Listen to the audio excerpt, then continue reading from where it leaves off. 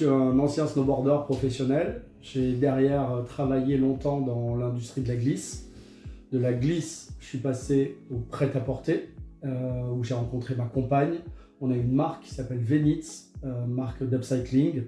Pour elle, j'ai organisé des grands défilés. Et dans ces défilés, j'ai eu un partenaire pour accueillir les gens dans le vin. Et je me suis lié d'amitié. Et j'ai commencé, vu que je suis fils de restaurateur hôtelier, à représenter et à donner des coups de main à des amis vignerons et commerciaux dans le vin. Et petit à petit, à force de faire des présentations entre restaurateurs et vignerons, je me suis dit pourquoi pas, allons-y. Et j'ai eu envie de démarrer en étant représentant, agent pour des domaines viticoles. Et c'est comme ça que l'aventure Etche a démarré.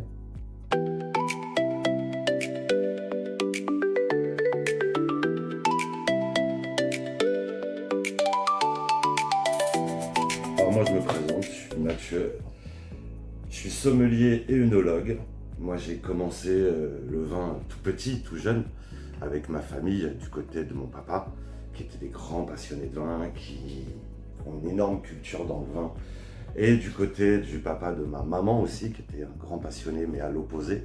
Du côté de mon père, on était vraiment axé sur le Bordeaux. Et du côté de ma mère, c'était plutôt la vallée de la Loire et les Grands Bourgognes. Donc moi, j'ai toujours plus ou moins travaillé dans le vin. Depuis tout jeune, j'ai fait mes études là-dedans. Donc comme je vous l'ai dit, je suis sommelier et œnologue. Mon parcours est beaucoup plus court. Moi, j'ai toujours travaillé dans le milieu du vin. J'ai plusieurs établissements. J'ai une société d'export aussi dans le vin.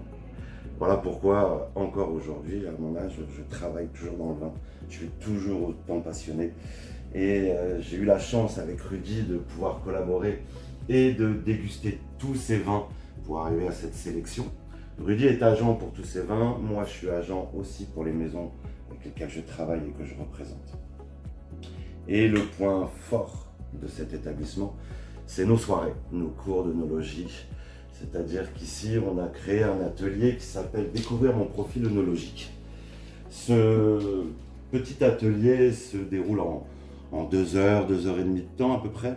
Nous faisons déguster 7 vins blancs ou 7 vins rouges. Et à partir de là, on arrive à déterminer votre profil, quels sont les vins que vous aimez, les cépages que vous aimez, les régions que vous aimez. Ok.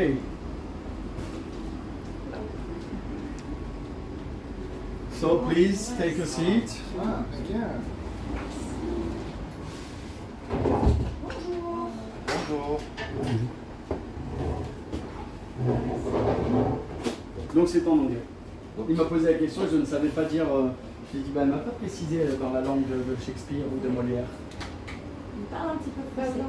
Oui, on parle français, mais pas tous les trois. Ok. Si je devais présenter une seule bouteille à quelqu'un qui ne connaît pas du tout le vin, je pense que c'est pas évident. Donc là, il y a un parti pris, il y a une affinité, il y a une idée. Mais, allez, j'ai une petite idée, je vais la chercher. Voilà la bouteille que j'ai choisie. Pas évident de faire un choix. Un Saint-Émilion, parce qu'on parle d'une appellation iconique. Là, on est sur une version beaucoup plus légère et facile sur un Saint-Émilion. C'est fait par le Clos des Jacobins et le Château de Candale, donc des Saint-Émilion Grand Cru et Grand Cru classés.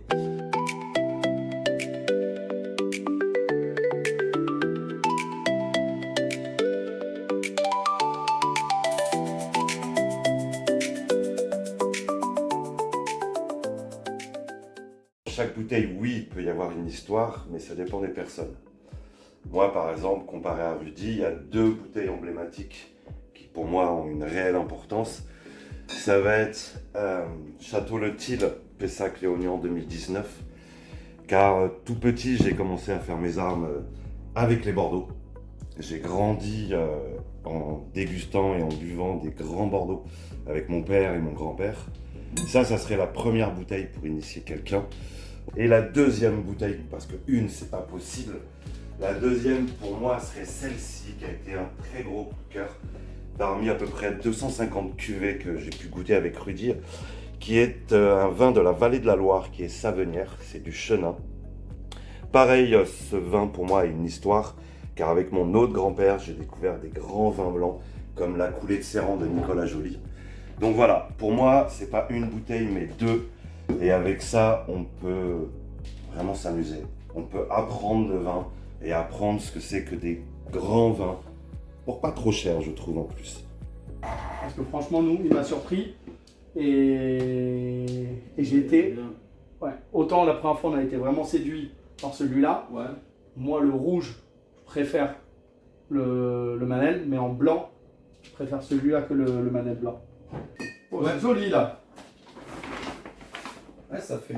Par contre, c'est vrai qu'il a une couleur. Ouais, Ouais, c'est de l'or liquide, quoi. franchement, grave. Euh, On va être bien. Et- Les et- olives, petites Vimea, c'est en les bien. olives, il faut que j'en rachète, par contre, j'en ai plus. Mais ouais, avec les petits Windia, c'est des petites olives vertes là. Allez, À je te plus, remercie. chef. Alors, petite anecdote, on a fait l'inauguration du corner chez Guy, qui est le corner où on est spécialisé avec tous les vins d'Iroulé Guy. Ce soir-là, beaucoup de monde, j'ai fait des talois, on était voilà, avec la cave, avec beaucoup de monde autour de cette belle table. Pas mal de gens du club, pas mal d'amis, pas mal de passionnés de vin. Très belle soirée. Et sur la fin de la soirée, il y avait pas mal de rangements. Mathieu m'avait beaucoup aidé tout du long.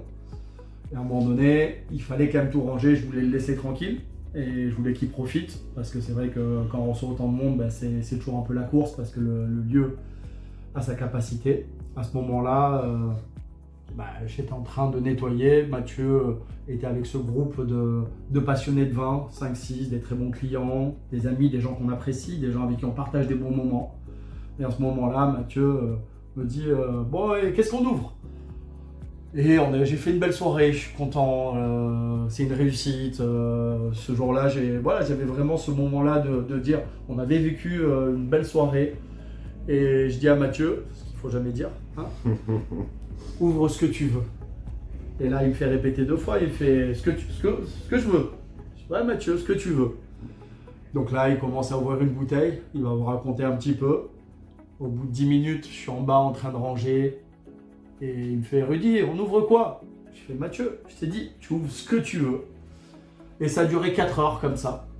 J'étais en bas en train de ranger. Et quand je suis remonté, bah, il va vous montrer un petit peu l'assortiment de la dégustation du soir avec ce petit groupe qui ont passé du coup une très belle soirée. C'est vrai.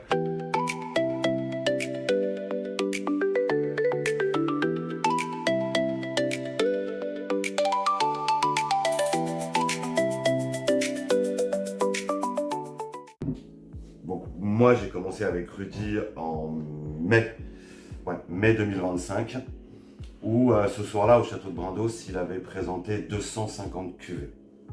Rouge, blanc, rosé. Moi ce jour-là, j'ai fait 100 rouge et 100 blanc. Donc j'ai goûté les 200 cuvées, je les ai toutes notées une par une. Et j'utilise ceci. Je prends une gorgée, je le mets en bouche, je sens, j'analyse, je prends des notes et je recrache. Sinon je tiens pas la journée. Mais pour la petite anecdote, quand je m'amuse avec des bons clients ou des amis, oui là je m'amuse et je bois. Alors pas à outrance parce que on met ça dans un verre, le but c'est de déguster, de prendre plaisir, de raconter les émotions qu'on a dans le vin. Mais 90% du temps, quand je travaille, je recrache tous les vins. Sinon, c'est pas possible. Autant dire que la soirée où il y avait tout le line-up, ça n'a pas recraché beaucoup. Hein. Celle de l'anecdote, non. Voilà. Mais sinon, oui. Bah, obligé. C'est obligatoire.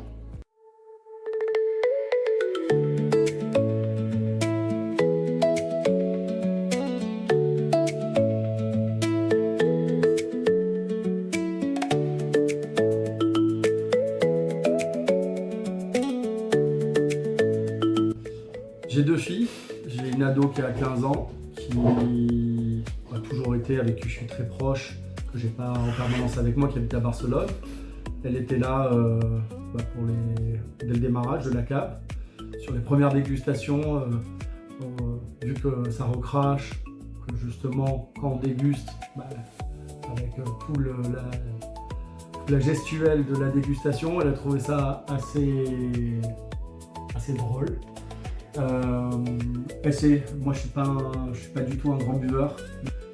C'est vraiment la découverte, l'amour, la passion, la transmission que mettent les vignerons dedans qui m'a fait vraiment apprécier. Et ma petite qui a 3 ans et demi, maintenant quand elle boit son petit verre ici, elle prend le tout petit verre à pied et elle agite le verre les mimiques. Donc non, et je pense que ma compagne est plutôt contente parce qu'elle apprécie vraiment le vin. Donc maintenant elle a son fournisseur officiel de vin.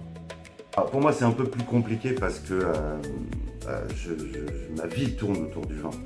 Donc ma compagne qui ne buvait pas, absolument pas, pour elle c'est un peu plus compliqué de le vivre parce que du matin au soir ma vie est rythmée par le vin.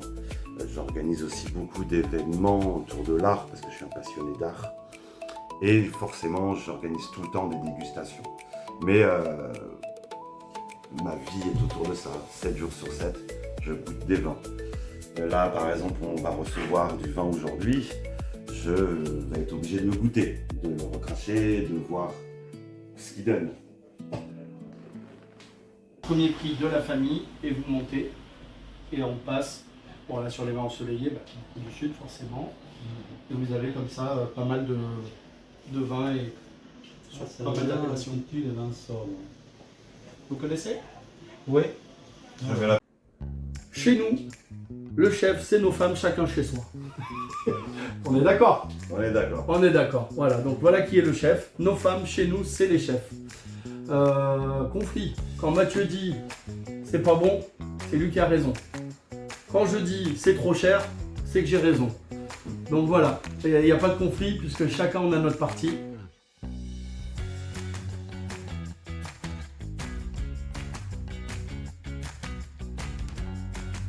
Pour moi, un bon vin, c'est juste le travail d'un vigneron passionné, tout simplement.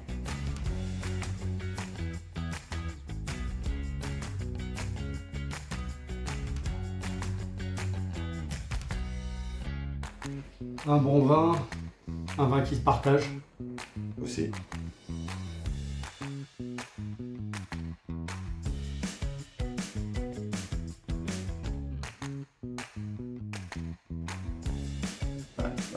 Ça, Je pouvais pas dire les deux. non mais là,